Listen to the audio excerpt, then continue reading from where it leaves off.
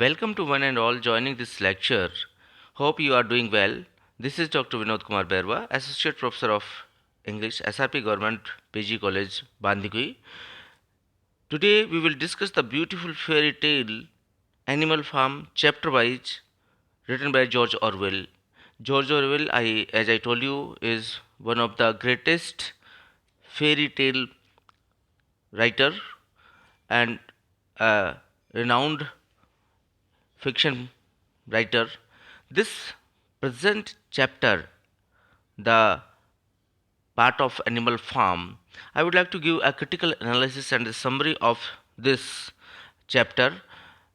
In previous class, we have discussed the short summary of the whole play. Now, I would like to go through the chapter detail, or to say, we'll go through the detail chapter wise. So, I have cleared you in previous classes about the animal farms and who stand for whom, the Karl Marx and the communism. Before to start the chapter, or to say the summary wise, इस chapter को शुरू करने से पहले मैं थोड़ा intro दे देना चाहूँगा आपको कि कार्ल मार्क्स जो हैं वो जर्मन इंटेलेक्चुअल हैं, एक फ़िलोसोफर हैं, और उसके जो आइडियाज़ हैं, मैनी आइडियाज़ बिहाइंड सोवियत, जो रूस है उसका बेस्ड ऑन हिज आइडियाज़ के ऊपर है। जो मार्क्सिस्ट है, अब ये तो हो गया आपका जो कार्ल मार्क्स। अब उसके बाद मार्क्सिस्ट जो है वो क्या सोचते हैं, कैसे होते हैं। Societies are divided into two segments. Number one, proletarian proletariat, जिसको कहेंगे कि हम the working class, the two say create all the products, and the another one, the second one is capitalist, the owner of the class, जो enjoy करता है benefits को। This class division leads to inequality, जिसको अपन कहते हैं। How did Marx view his world? तो अब जैसा मैंने आपको पहले ही बोल दिया था कि this play is a political satire, और पॉलिटिकल सटायर जो रशियन का, जो रूस का बोल्शेविक क्रांति थी, उसके ऊपर बहुत ही शानदार तरीके का एक पॉलिटिकल सटायर है। तो इस पॉलिटिकल सटायर को किस तरीके से हमको आगे बिल्डअप करना है और आगे दिखाना है, तो उससे पहले हमको एक बार इसकी जो बेस है उसमें जाना पड़ेगा। और बेस पे जाने के लिए हम उसी सीरीज को, उसी बात को आगे बढ़ाते हुए हम इस बात को कह रहे हैं कि कार्ल मार्क्स के बारे में, मार्क्सिस्ट के बारे में, कम्युनिज्म के बारे में, जो सोशलिज्म है उसके बारे में, इन सब के बारे में हम वन बाय वन बढ़ रहे हैं। तो किस तरीके से हम कोरिलेट कर रहे हैं एनिमल फार्म को एक पॉलिटिकल सटायर के साथ में, कि किस तरीके से रशिया के अंदर जो कम्युनिज्म आया, मार्क्सिज्म आया, उसकी वजह से किस तरीके से जो हालात रशिया के हुई, उन्हीं हालात को यहाँ पर आपके सामने रिप्रेजेंट करने की कोशिश कर रहा हूँ। बट बिफोर टू स्टार्ट और before to building the story, I am giving the detail explanation of the characters who stands for whom. So the great masses of the people are poor, kept poor by the exploiters. तो जो Marxist होते हैं उनके अंदर जो marks का view होता है ना, उसमें यही है कि जो ज़्यादातर संख्या में लोग हैं उनको गरीब रखो, गरीब ही रखो, उनको एक्सप्लोइट करते जाओ। और जो दूसरा पार्ट है, दैट इज कैपिटलिस्ट का, were in few of numbers but they enjoyed money, they enjoy all the powers, they took advantages of the working class. Now the Marxists believe a revolution would, अब Marxist लोग जो है वो believe इस बात में करते हैं कि revolution would be a necessary to throw out the shackles of the oppressors. अब उनका कहना है कि जो रिच लोग हैं उनको उखाड़ फेंकने के लिए रिवोल्यूशन बहुत जरूरी है। Marx believe that the revolution would achieve three result, these results वो अचीव करेंगे, फोर रिजल्ट्स जो भी almost there would be a classes in the society, classless in sorry there would be a classless society. उसमें किसी तरीके का कोई distinction नहीं होगा कि अपर क्लास है, लोअर क्लास है, पुअर है, रिच है, ये वर्किंग क्लास है, और ये एंजॉयिंग जो पावर्स को एंजॉय करते हैं वो क्लास है। तो ये डिफरेंस को ख़त्म करने के लिए बात करते हैं। दूसरा है every one would be equal, यहाँ पर कोई ऊंचा नीचा नहीं होगा, सब बराबर होंगे। There would be no more owner, no more owner, अब कोई मालिक नहीं रहेगा, कोई नौकर नहीं रहेगा। There would be no more exploitation of exploited masses, और किसी का भी अब यहाँ पर पूरी तरीके से ये कहा जाए कि अत्याचार नहीं होगा। दूसरे अगर हम बात को कहें, जो इसमें बात आती है ऑनर्स के रूप में, जैसे जो कि जो स्टैंड करते हैं मिस्टर जॉन्स, तो ये कैपिटलिज्म की बात करते हैं। तो कैपिटलिज्म के अंदर इकोनॉमिक सिस्टम जो है वह where production and distribution of the goods is privately owned. अब जिस तरीके से राइट नाउ जो एक सिस्टम चल रहा है कि एक प्राइवेट को प्रमोट करना और गवर्नमेंट सेगमेंट्स को डाउन करना, तो ठीक वैसा ही यहाँ पर अपने यहाँ तो डेमोक्रेसी है, but on the other hand अगर हम सोशलिज्म की, मार्क्सिस्ट की और कैपिटलिज्म की बात करें, तो कैपिटलिज्म में सारी जो इकोनॉमिक सिस्टम है उसको जो प्रोडक्शन और डिस्ट्रीब्यूशन होता है वो कुछ एक लोगों के हाथ में होता है और वो बिल्कुल प्राइवेटली होता है। Business owners can profit immensely, marks called the capitalist. और जो प्रॉफिट वाले जो लोग होते हैं, बिजनेसमैन क्लास लोग होते हैं जो प्रॉफिट को इमेंसली ओन कर लेते हैं, उनको मार्क्स जो हैं कैपिटलिस्ट बोलते हैं। और यहाँ पर वर्कर्स क्या करते हैं, just get there salaries, there degree of the work, he is doing good and he is doing, मतलब अच्छा नहीं कर रहा है। कैपिटलिज्म जो है थिंक ऑफ दिस वे, वो इस तरीके से सोचते हैं कि you have only two cow. मान लीजिए फॉर एग्जांपल कि आपके पास दो गाय हैं, you sell one and buy a bull. एक को बेचा और आपने बुल खरीद लिया। अब होगा क्या, कैपिटलिज्म जो है इस बात को कहता है कि some men claim their work deserve greater pay of recognition. देखिए मैंने आपको कहा कि you have two cows, you sell one and buy a bull. तो अब कैपिटलिज्म में भाई ठीक है, एक है आपके पास, एक को बेचा, दूसरा ले लो। On the other hand communism की बात करें तो कम्युनिज्म में चीज़ें नहीं होती कि ठीक है ये भी अपना है ये भी अपना है, बहुत हार जो भी है वो अपने हो गए। तो अब कैपिटलिज्म के अंदर बहुत क्लियर है कि जो जितना ग्रेटर रिकॉग्निशन उसको मिलेगा, उसके पीछे बात यही है कि जो जितना अच्छा काम करेगा उसको उतना रिकॉग्निशन मिलेगा। Workers are treated poorly enough, they might demand revolutionary change. अगर उन्होंने किसी तरीके का रेवोल्यूशनरी चेंजेस को डिमांड किया तो उनको बुरी तरीके से ट्रीट किया जाएगा। Inequality and poor treatment reaches a certain point, that is capitalism leads to. तो यहाँ पर क्या है कि जो ट्रीटमेंट का तरीका होता है वो भी डिफरेंट होता है। सो दिस इज, अब नाउ द सोशलिज्म क्या है, सोशलिज्म एक ऐसा सिस्टम है वेयर कलेक्टिव एवरीवन जो है वो डिसीजंस होते हैं, गवर्नमेंट डिसाइड्स करती है how goods will be produced and distributed in the people, कि किस तरीके से वस्तुएं पैदा की जाएंगी और उनको लोगों के बीच में डिस्ट्रीब्यूट किया जाएगा। द गोल ऑफ जो है उसका उद्देश्य जो होता है to give work goods equal to all. यहाँ पर कोई डिस्टिंक्शन मतलब नहीं होता है कि पुअर को इतना मिलेगा और अमीर को इतना मिलेगा। Thus maximizing happiness and wellbeing to all, सबको यहाँ पर सबका साथ सबका विकास की बात करते हैं। तो ये हो गया आपका जो सोशलिज्म की पहली अवधारणा है। अगर हम सोशलिज्म की और आगे की बात बढ़ कर के सोचें तो in this theory you have two cows, give one to a neighbour, और उसके बदले में आप अपने जो भी काम निकालना है तो उसके लिए बुल यू कैन टेक, आप एक दूसरे से ले सकते हैं। In practice you have two cows, the government take one and give it to the neighbour. लेकिन नॉर्मली होता क्या है कि एक को आपने लिया और दूसरे को गवर्नमेंट उसको पड़ोसी को दे देती है। इफ करप्शन, ग्रीड और ambitions for power are unleashed, socialism can be lead. अगर अब इसमें धीरे धीरे अगर मान लीजिए करप्शन है, ग्रीड है, एम्बिशन है, मतलब आपका भ्रष्टाचार है, लालच है, आपका एम्बिशंस हैं, आपकी अभिलाषाएं हैं, आपकी जो जिसको कहते हैं ना कि आपकी लस्ट जो हैं वो पावर के अनलेस्ट होती है। कम्युनिज्म जो है एक ऐसा सिस्टम होता है जिसको कि ज़्यादातर तरीके से गवर्नमेंट सिस्टम भी बोल सकते हैं। गवर्नमेंट इज़ मोर अथॉरिटेरियन, मतलब बॉस होती है इसमें गवर्नमेंट इसके अंदर।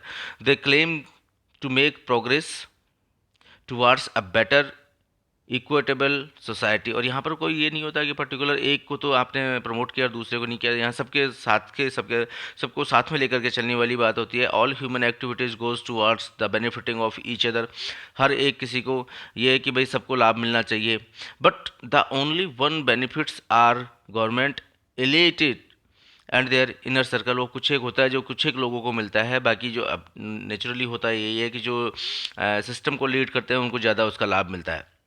लेकिन अब आप इसको यहाँ दूसरे तरीके से सोचिएगा कि think of it this way, you have two cows, you give them to the government. अब आपके पास दो गायें थी, आपने गवर्नमेंट को दे दी।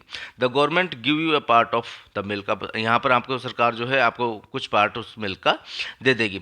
अब स्टेलिनिज्म जो है जिसकी बात करें तो इसके अंदर एक टर्म है जिसको यूज किया गया है जो describe the communism under Stalin's rule. जो स्टेलिन का रूल है उसके अंदर किस तरीके से इसको यूज किया गया है, marked by the extreme governmental control. इसमें पूरी तरीके से पूर्ण गवर्नमेंट मतलब सरकारी तंत्र का कंट्रोल होता है। The use of secret police होती है, प्रोपागंडाज होते हैं, स्पेशली ब्रूटल एक्टिविटीज होती है, पॉलिटिकल कंसर्न होते हैं। मतलब कि यहाँ पर जिसको कहा जाए कि सीक्रेट पुलिस होती है यहाँ पर, बिल्कुल जो पता नहीं लगता कि वो अंदर ही अंदर काम कर रहे होते हैं। ज़बरदस्ती के प्रोपोगंडाज क्रिएट कर किए जाते हैं जो कि नाउ अडेज क्रिएट किए जा रहे हैं। एंड स्पेशली ब्रूटल टैक्टिक्स होती है, बहुत ही घातक रणनीतियाँ इनके द्वारा बनाई जाती हैं, पॉलिटिकल कंसंट्रेशंस होते हैं। तो स्टेलिनिज्म के हिसाब से अगर हम थिंक करते हैं और आगे बढ़ते हैं तो इसमें ये होता है कि आपके पास गाय है ना, you have two cows, you are force to take care of them. आपको मजबूर किया जाएगा कि आप उसकी देखभाल करें। But the government take all the milk, और सरकार क्या करेगी, पूरा जो मिल्क है वो ले लेगी।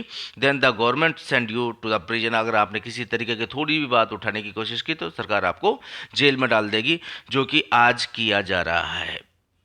If left unchecked the most extreme government becomes totalitarism. तो टोटलिटर, अब फिर उसके बाद में क्या होता है, सब कुछ सरकार का हो गया यहाँ पर, इसको टोटलिटेरिज्म कहा जाता है। यानी कि any government that controls nearly every aspect of the public and the private behaviour. कोई भी व्यक्तिगत हो या मतलब प्राइवेट हो, निजी हो या सरकारी हो, उन सब पूरे पे सरकार का कंट्रोल होता है। Do not tolerate activities bye individuals और ग्रुप। यहाँ पर कोई किसी तरीके का कोई ग्रुप की एक्टिविटी नहीं चलेगी, कोई इंडिविजुअल एक्टिविटी नहीं चलेगी, लेबर यूनियंस नहीं होंगी, चर्चेज एंड पॉलिटिकल पार्टीज नहीं होंगी that are not directed towards the state goal, जो कि स्टेट गवर्नमेंट की बात यहाँ पर नहीं होगी टोटलिटेरिज्म के अंदर। अब इसको मेंटेन जो और पावर्ड बाय है वो सीक्रेट पुलिस, जैसे मैंने आपको कहा है। हमारे यहाँ पर भी जो जैसे ब्लूबेल और पिंचर नाम के तीन जो कुत्ते होते हैं, उनके जो नौपिल्ले होते हैं, उनको कि नेपोलियन के द्वारा सीक्रेटली बाद में जाकर के उनको ब्रॉटअप किया जाएगा और बाद में वही फोर्स बनती है। और जो नेपोलियन है जो चाहता है वो लास्ट में जाकर के हमारे यहाँ एनिमल फार्म के अंदर करता है। तो सीक्रेट पुलिस होती है, प्रोपोगंडा स्प्रेड आउट, झूठी भाषणबाजी की जाती है, झूठ को फैलाया जाता है through out the state and control the mass media. Mass media को अपने कंट्रोल में कर लिया जाता है, मीडिया वही बोलेगा जो आप बोलना चाहते हैं राइट नाउ। इसीलिए तो अभी इस तरीके से कहा जाता है जैसे टुकड़े टुकड़े गैंग, गोदी मीडिया, मोदी मीडिया, लाइकवाइज जो इस तरीके की जो घटनाएं घटित होती हैं ये टोटलिटेरिज्म के अंदर होती हैं। Restrictions of free discussion and criticism, पूरी तरीके से रेस्ट्रिक्शंस होता है, आप क्रिटिसाइज नहीं कर सकते कि सिस्टम की, आप कोई डिसीजन नहीं ले सकते हैं। Wide spread use of terror activities होती हैं, किसी भी तरीके का आप व्यक्तिगत रूप से कोई भी चीज़ को नहीं कर सकते हैं, पर टेरर एक्टिविटीज़ होती है ताकि आपको फोर्सली दबा दिया जाए, कुचल दिया जाए कि आप किसी तरीके कोई आवाज़ नहीं उठाएंगे। Totalitarism think of the way that you have two cows. अब टोटलिटेरिज्म के अंदर आप सोचिए कि आपकी क्या दुर्गति होने वाली है कि मान लीजिए आपके पास 2 गाँव हैं और the government takes them and denies ever existed. और वो बोलते हैं कि गवर्नमेंट ने ले लिया और वो बोलते थे कि तुम्हारी कभी गाँव जो काऊ थी वो कभी थी नहीं। मिल्क इज बैंड, जो उसका दूध है उसको बैंड कर दिया जाता है। You disappear and return out the history, और आपको वहाँ से गायब कर दिया जाएगा और आप केवल इतिहास के पन्नों पर रह जाएंगे। तो इस तरीके से जो है ये हमारा एक, मैंने आपको इसको समझाने का कोशिश किया कि किस तरीके का कम्युनिज्म होगा, किस तरीके का कैपिटलिज्म होगा, किस तरीके का जो है आपका कम्युनिज्म के अंदर भी मार्क्सिज्म होगा, फिर उसके बाद में आपका कैसे टोटलिटेरिज्म आएगा। तो 1 बाय 1 मैंने आपको यहाँ पर रिप्रेजेंट करने की कोशिश की। Now dear students, I am going to giving summary और हेयर। सो यहाँ पर एक मेजर होते हैं विशेष टू पास हिज विजडम। वो जो हमारे यहाँ पर जो मिस्टर मेजर होते हैं, ओल्ड बोर जिसको अपन ने कहा कि जो सुअर होते हैं जो कि सबसे बुजुर्ग हैं, जो कि 12 साल के हैं मैनर फार्म के अंदर, तो उन्होंने एक उसकी विश थी कि वो अपनी जो उसने ज्ञान को जो अर्जित किया है उसको वो स्प्रेड आउट करे। Talks about the miserable lifes of the manipulated and born as a slaves, और वो किस तरीके से इस बात को बताता है कि हम हम लोगों का जो जीवन है बहुत ही दुखमय है, बहुत ही मैनिपुलेटेड है। हम गुलाम के रूप में जन्मते हैं। Could live in luxury given the resources, और हम भी लग्जरी में जी सकते हैं, हम भी वो रिसोर्सेज को एंजॉय कर सकते हैं जो कि एक ह्यूमन बीइंग करता है।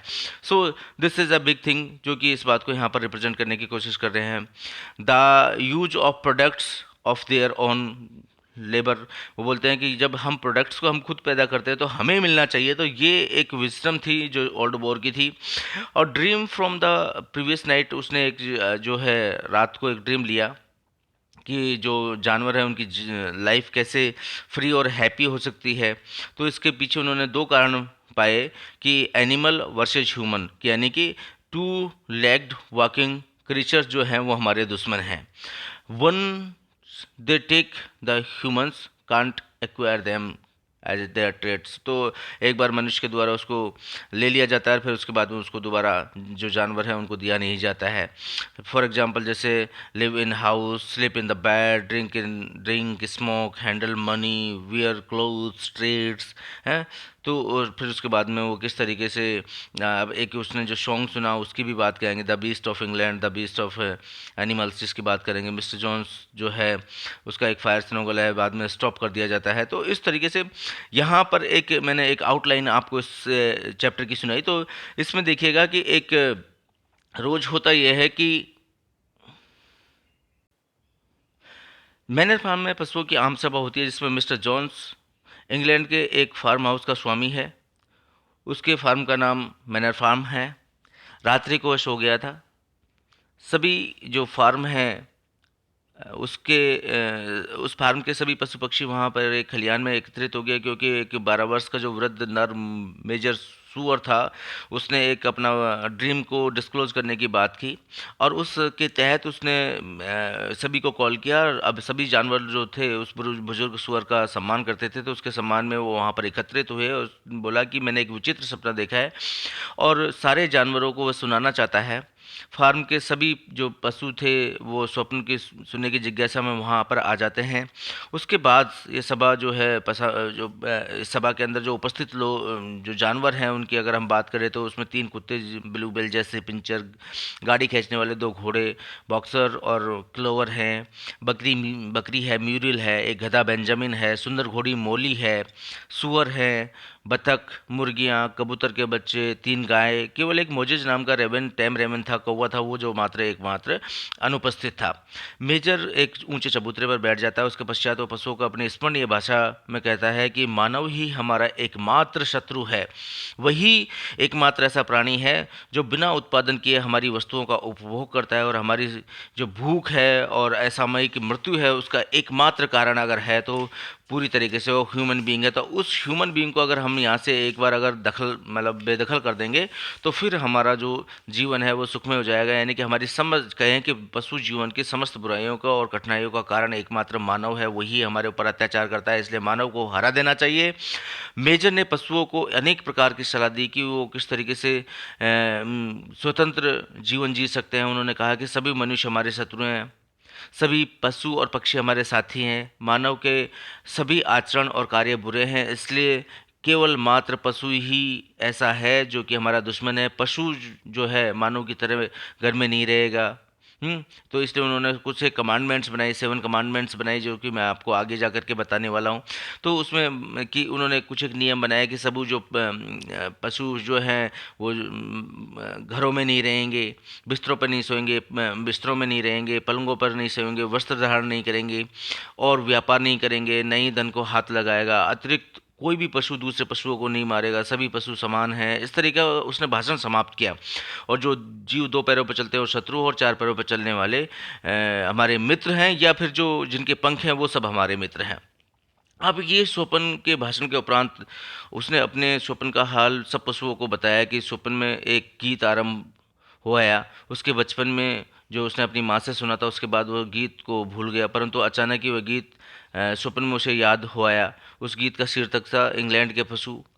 तो मेजर ने उस गीत को गाया और अन्य पशुओं के ने सामूहिक रूप से उसका साथ दिया। पशुओं के साथ वह गीत अत्यंत पसंद आया और उन्होंने कई बार फिर उसको गाया। शोरगुल में जॉन्स की निद्रा भंग हो गई और उसके बाद में उसने आहते में नीचे आकर देखा तो लोमड़ी आ गई थी, इसलिए उसने अपनी बंदूक चला दी और धमाके को सुनकर के सब ऊपर जो सारे जानवर थे वो भयभीत हो गए और अपने अपने सोने के स्थान पर वो वहाँ पर चले जाते हैं। इस प्रकार से भगदड़ मची और सभा समाप्त होगी।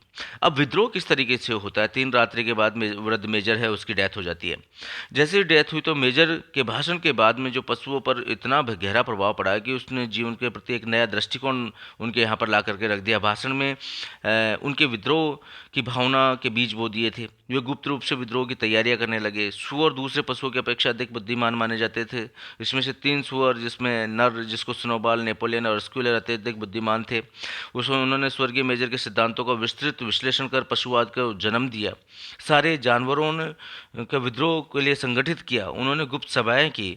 उन्होंने पशुओं को जो है एक पशुवाद सिद्धांत समझाया और सौभाग्यवश विद्रोह के इतना शीघ्र हुआ जितना कि पशुओं को आशा नहीं थी और उसमें वो विजयी भी हुए। ग्रीष्म ऋतु के दिन एक त्यौहार ऐसा लग रहा था जिसमें मिस्टर जॉन्स और उसके कर्मचारी उसको उनको भोजन जानवरों को भोजन देना भूल गए। सारे पशु क्रोध से पागल हो गए, इसलिए उन्होंने अन्न के गोदाम के द्वार तोड़ डाले और बीच में ही मिस्टर जॉन्स की निद्रा भंग हो गई तो उसके कर्मचारी अपने हाथों में चाबुक लेकर वहाँ पहुँचे। उन्होंने पशुओं को पागलों की तरह पीटना शुरू कर दिया। तो पशुओं के शक्ति सहन शक्ति के बाहर था, वे गुस्से में पागल हो गए और उन्होंने जॉन्स और उसके कर्मचारी जो भी उसके साथ में सम्मिलित होकर के आए थे उन पर आक्रमण बोल दिया।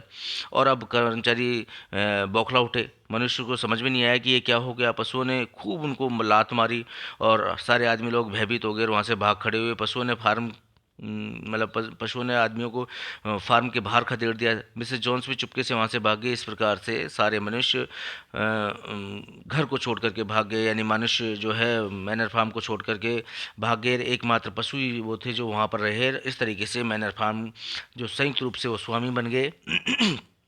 तब से उन्होंने फार्म के विभिन्न भवनों में प्रवेश किया, उनको निरीक्षण किया, सारी वस्तुओं औजारों को नष्ट किया जो कि उनके ऊपर अत्याचार की याद दिलाते थे। छल्ले, नकेलें, कुत्तों की जंजीरें, छुर्रे, चाबुक, आंखों में बांधने वाले चमड़े के पट्टे, रिबन आदि उन सबको आग में डाल दिया।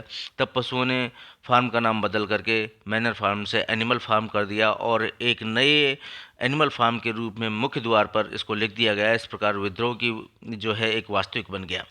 और उसके बाद में फिर उन्होंने 7 आज्ञाएं लागू की। सुअरों, जैसे मैंने आपको कहा कि चतुर और बुद्धिमान माना जाता था, तो उसमें 2 सुअर विशेष रूप से चतुर और बुद्धिमान थे, स्नोबॉल और नेपोलियन, जो पशुओं के स्वभाव के नेता बन गए थे। क्योंकि उनको पढ़ना लिखना उन्होंने आरंभ कर दिया था, उनको पढ़ना लिखना आ गया, तो 3 महीने में वो काफ़ी कुछ सीख गए थे। बहुत विचार विमर्श और अध्ययन के बाद उन्होंने पशुवाद के 7 सिद्धांतों व आज्ञाओं का के रूप में उसको परिणित किया। इन 7 सिद्धांत और आज्ञाएं जो है सफ़ेद अक्षरों में फार्म हाउस की तारकोल से पुती काली दीवार पर लिख दिया गया। अब ये 7 जो आज्ञाएं थी, ये ठीक वही आज्ञाएं थी जो कि मिस्टर जो ओल्ड बोर था, जिसको अपन कहेंगे कि सुअर था, जो मेजर था, उसकी जो सपने में उसने जो देखा उसी को उसने यहाँ पर रिप्रेजेंट किया कि जो 2 पैरों पर चलते हैं वो शत्रु हैं, जो 4 पैरों पर चलते हैं या जिनके पंख हैं वो सब मित्र हैं। कोई भी पशु वस्त्र धारण नहीं करेगा, कोई भी पशु पलंग पर नहीं सोएगा और कोई भी पशु शराब नहीं पिएगा, कोई भी पशु दूसरे पशुओं की हत्या नहीं करेगा और सभी जो पशु हैं वो समान है। इन आज्ञा या सिद्धांतों को स्नोबॉल ने लिखा। उसके बाद स्पष्ट लिखा कि केवल फ्रेंड होगा। अब गलती जो हुई, फ्रेंड के स्थान पर फ्राइंड लिख दिया। मतलब उन्होंने बस थोड़ी सी गलती इतना कर दिया कि FRIEND के स्थान पर उन्होंने FREIND लिख दिया, जो कि अंग्रेजी में या कहा जाए कि एक स्थान पर यूँ भी कह सकते हैं कि एस को एक स्थान पर गलत मोड़ दिया था। इसके अन्यथा जो सारी स्पेलिंग्स थी उसकी वो एकदम करेक्ट थी। तो ये जो स्नोबॉल के द्वारा जो 7 कमांडमेंट्स लिखी गई, ये एक इस बात को जिसको कहा जाए कम्युनिज्म की पहली एक मिसाल थी। तो बीस्ट ऑफ इंग्लैंड जो गीत है वो भी इनके द्वारा गाया जाता है। और एनिमल्स जो है will finally free from all the dominations और they right now they are enjoying the fruits of their labour. The song of the words जिसको अपन कहें तो उसका यूटोपियन आइडियल था। मेजर ने एक सिंपल बिलीफ में कहा था कि man is only reason for all the evils, makes it easy for everyone, anyone, non-human, and by the situations. The idea touching the class struggles surplus value and exploitations. The idea is since, uh, but it is unrealistic. Just like a major state, all animals are equal. Marx dies as just old major leaving this the work unsatisfied. So this is the historical period of this chapter 1. So जो Karl Marx है, जो Russian के जो Lenin के रूप में represent किया जाता है, invented a communism. Workers of all the world unites and take over the government, dies before the Russian revolution. So dear friends, this is the chapter first. I think that you have been clear with this note. I would like to stop this right now. The chapter first have been cleared. The and अगर हम animal mark के old major की जिसकी बात करें, तो animalism की बात की है, तो यहाँ पर रिच, और मैंने आपको सारी चीज़ों के बारे में आपको क्लियर किया. अब मुझे इस चीज़ को दोबारा रिपीट करने की आई थिंक नीड नहीं है. So this is the all I have given to you. With this note, I would like to stop right now. Thank you. Have a nice day. All the best.